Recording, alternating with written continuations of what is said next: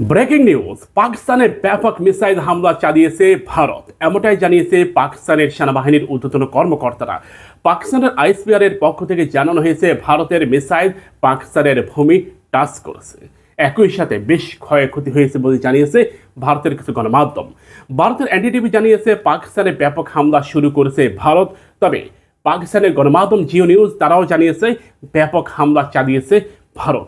এর পাল্টা প্রতিক্রিয়ায় পাকিস্তান কি করে আর সে অপেক্ষায় রয়েছে পুরো দুনিয়া।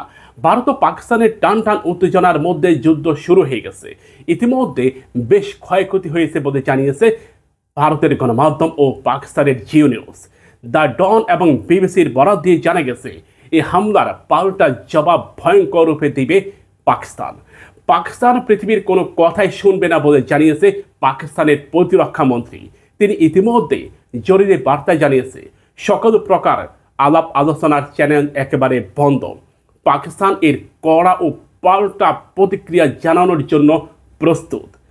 পাকিস্তানের সেনাবাহিনীর ঊর্ধ্বতন কর্মকর্তারাও সাফ জানিয়ে দিয়েছে এই হামলার প্রতিক্রিয়া ভারতকে কিয়ামত পর্যন্ত ভোগ করতে হবে, কারণ পাকিস্তান ও ভারতের মধ্যে টান টান উত্তেজনার মধ্য দিয়ে মধ্যরাতেই হামলা পরিচালনা করে। আমি যখন ভিডিওটি তৈরি করতেছি এখন রাত প্রায় 2টা।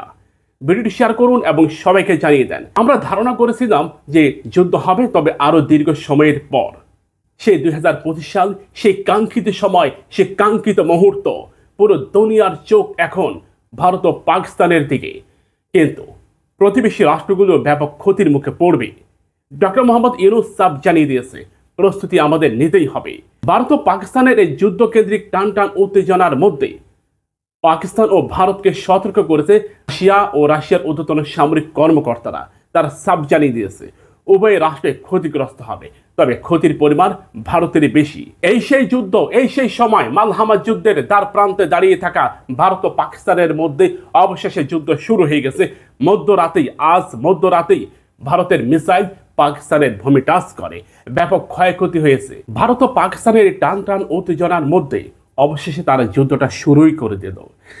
ভারতের যেই কাশ্মীরে ঘটনা ঘটেছে, সন্ত্রাসী কর্মকাণ্ড, এটা ছিল নিছক ভারতের বানানো গল্প।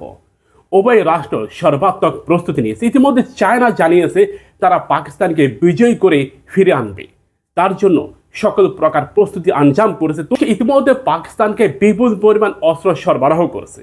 কিন্তু ভারত কিসের উপর ভিত্তি করে, কার বলে, কোন শক্তিতে পাকিস্তানের বিরুদ্ধে যুদ্ধ করলো, সেটা আমাদের বুঝে আসে না। আমরা মনে করি ভারত একটা ভুলের মধ্যে ছিল। যে ভুলটা 2001 সালে আমেরিকা করেছিল, সেই ভুলটা ভারতও করে বসছিল। তার মানে আমেরিকা সিআইএ এর ভুলে যেমন আমেরিকা আফগানে আক্রমণ করে, ভারতের রয়ের ভুলে এবার পাকিস্তানে আক্রমণ করে নিজেদের শেষ প্যারেকটা নিক্ষেপ করলো। আমরা আপনাদেরকে আগেই জানিয়েছিলাম পাকিস্তান ভারতের 3টি পয়েন্টে আঘাত করবে। তার মধ্যে একটি হচ্ছে চিকেন নেক, অপরটি হচ্ছে কলকাতা, সর্বশেষ আঘাত আসবে বানিহাল টানেল, যেটা কাশ্মীর ও ভারতের মধ্যে যে টানেল রয়েছে, ভারত থেকে কাশ্মীরে যাওয়ার সেই টানেল, বানিহাল টানেলে অ্যাটাক করবে পাকিস্তান।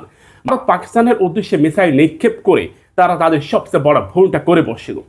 আমরা মনে করি ভারতকে এর চড়া মূল্য দিতে হবে।